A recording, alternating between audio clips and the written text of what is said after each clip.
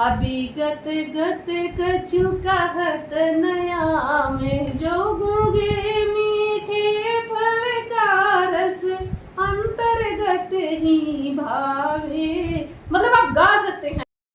Hello बच्चों, हम लोग चलिए आज अगला पढ़ते हैं सूरदास जी का अगला पद।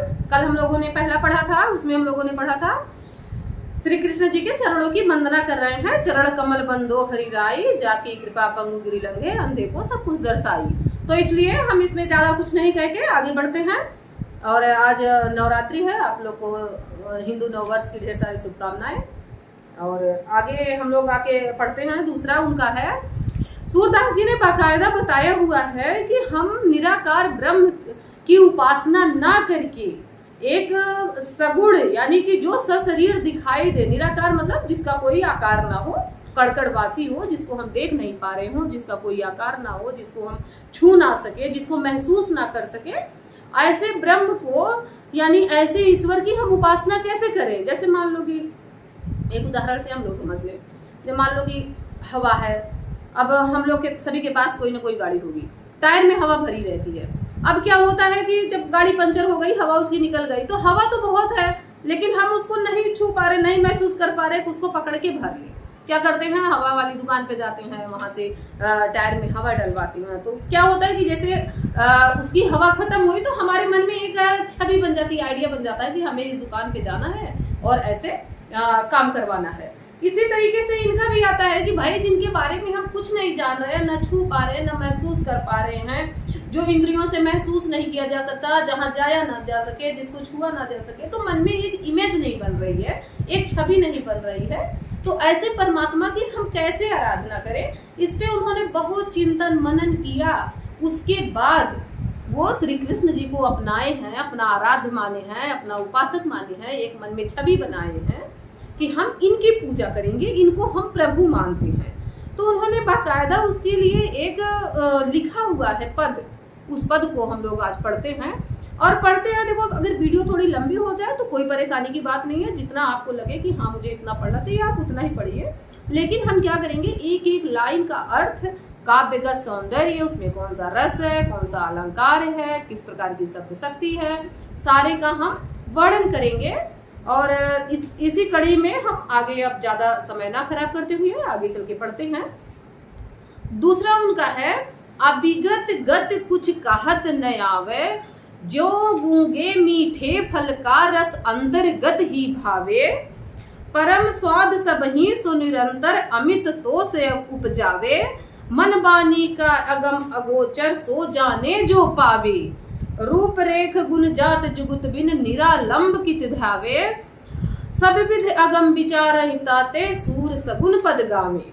अभिगत गत कुछ कहत न आवे। अभिगत गत का मतलब क्या हुआ कि जो हम व्यक्त नहीं कर पा रहे हैं, अभिगत अव्यक्त है, अवर्णनीय है, जिसकी हम वर्णन, कई बार हमारे साथ भी होता है कि हम किन शब्दों में इस बात को कहें, कैसे वर्णन करें, कैसे हम डिस्क्राइब करें।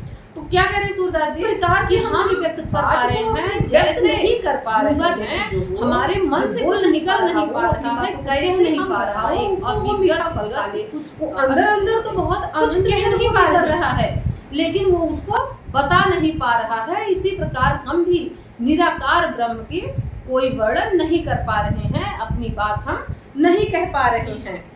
परम स्वाद सब ही सुनिरंतर, परम स्वाद, परम मीन्स की अलौकिक, परम अलौकिक स्वाद, जो उसका आनंद है, उस अलौकिक परम स्वाद सब ही सुनिरंतर, जो लगातार अलौकिक आनंद की अनुभूति हमें हो रही है, अमित तोष उपजावे, अत्यधिक संतुष्टि दे रही है, अमित अत्यधिक संतोष संतुष्टि दे रही है, हम तृप्त हो रहे हैं। उपजावे माने उत्पन्न हो रहा है, बहुत अधिक हम अलौकिक आनंद की अनुभूति तो कर रहे हैं लेकिन हम उसको व्यक्त नहीं कर पा रहे हैं।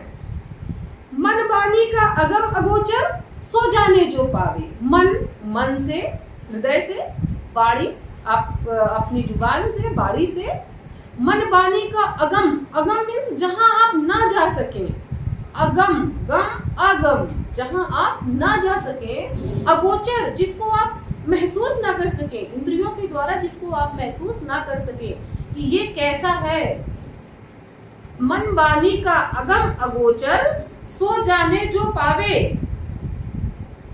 रूप रेख गुण जात जुगत में निरालंब की ध्यावे। रूप, हमें कोई रूप का पता नहीं है।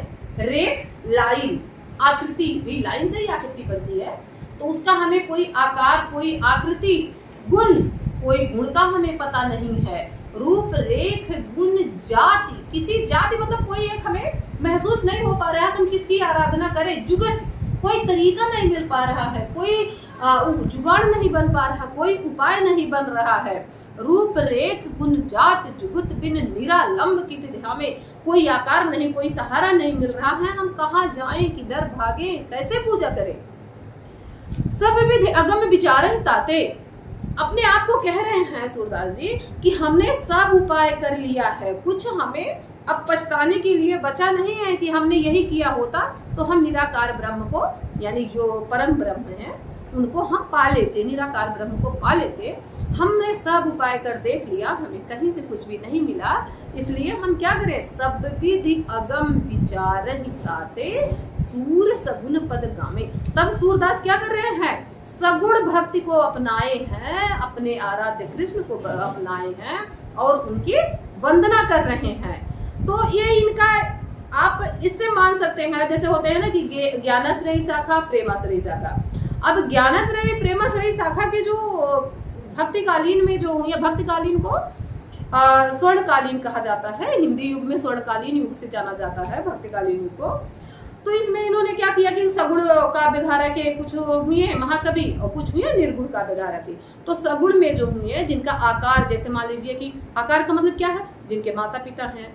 जैसे मान लीजिए कि तुलसीदास जी ने राम जी को माना तो उनके माता पिता दशरथ जी और पिता दशरथ जी, माता कौशल्या हुई। ऐसे इन्होंने कृष्ण जी को माना तो इनके माता हुई, और जहाँ इनका पालन पोषण हुआ वह नंद बाबा हुए और यशोदा माता हुई। तो ये उनके बालक हैं, ये उनकी आराधना कर रहे हैं। अब हम लोग आगे आते हैं काव्यगत सौंदर्य पे।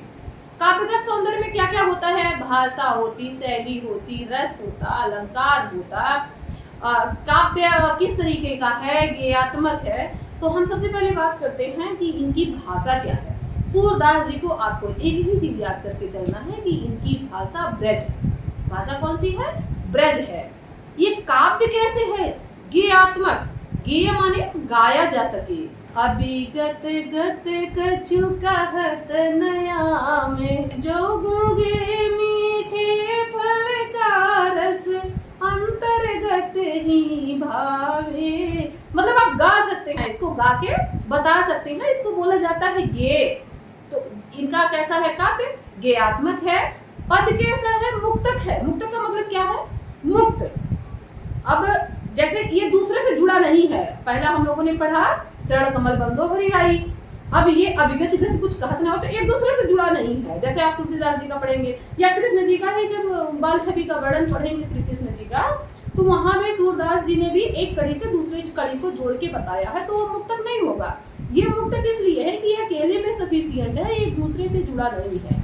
जैसे मान लीजिए कि आप परशुराम लक्ष्मण संवाद सुनेंगे या वैदेही वनवास, ये क्या है, एक दूसरे से जुड़े हैं। तो गेय का मतलब, गेय का मुक्तक का मतलब है कि वो किसी से जुड़ा नहीं है, वो काव्य अकेले में है। अलंकार की बात करेंगे तो यहाँ पे अनुप्रास अलंकार आएगा। क्यों, क्योंकि देखिए दो जब एक ही वर्ण की आवृत्ति सब कई बार होती हो तो वहाँ अनुप्रास होता है। जैसे अभिगत, गत, गत, अभिगत में गत, उसके भी पीछे लगा हुआ है। अभिगत गत कुछ कहत न आवे, तो कौन सा अलंकार हो जाएगा, अनुप्रास अलंकार हो जाएगा। अनुप्रास अलंकार, अभी इसको पूरा जब आप पढ़ेंगे तो कई वर्ड ऐसे हैं जो आपको मिल जाएगा, अनुप्रास अलंकार के उदाहरण मिल जाएगा। शब्द शक्ति जो आएगी, शब्द शक्ति होगी लक्षणा। शब्द शक्ति आपकी 3 प्रकार की होती है, अभिधा, लक्षणा और व्यंजना। अभी हम लक्षणा के बारे में बता देते हैं। अभिधा का मतलब है कि जो जैसे कहा गया है वो वही चीज है। जैसे राम जाता है तो आप मान लिए हाँ राम जाता है। यहाँ पे क्या है कि उसके अर्थ को हम दूसरे तरीके से समझते हैं। अभिगत, गत तो अभी हो सकता है कि आप ऐसे नॉर्मल देख के नहीं समझ पा रहे हो कि अभिगत, जैसे मान लो कह दिया जाए कि तुम गधे हो, तो तुम गधे हो का मतलब ये थोड़ी है कि तुम जानवर हो। तुम गधे हो मतलब गधे जैसा तुम्हारे अंदर लक्षण है, तो ये क्या हुआ, ये लक्षणा हुआ, थोड़ा सा कठिन हुआ। अभी कह दिया जाए तुम मूर्ख हो तो समझ जाएंगे आप कि हाँ वो मूर्ख है। कह दिया जाए राजा शेर है, राजा शेर है, तो शेर का मतलब ये थोड़ी हुआ कि राजा जानवर है। मतलब उनमें ऐसी साहस है, ऐसा उनमें दहाड़ है, शेर जैसी हिम्मत है। तो जहाँ पे अर्थ को दूसरे तरीके से समझा जाए उसको हम कहते हैं लक्षणा। जब हम रस देखेंगे तो यहाँ पे शांत रस है और भक्ति रस है। सूरदास जी का बस एक रस और आपको मिलेगा, वात्सल्य रस, नहीं तो इनका यही मिलता जाएगा, शांत रस और भक्ति रस। अब इसमें हाँ एक चीज और, जब आप काव्यगत सौंदर्य में पहली लाइन लिखेंगे तो सबसे पहले आप लिखेंगे इसमें निराकार ब्रह्म का वर्णन किया गया है, पहला वर्ड आपका यही होना चाहिए। फिर आपका होना चाहिए भाषा, फिर होना चाहिए शैली, फिर रस, फिर अलंकार, फिर काव्य शक्ति, और फिर इस तरीके से सौंदर्य में बड़ा अच्छा आप लिख सकते हैं। Thank you.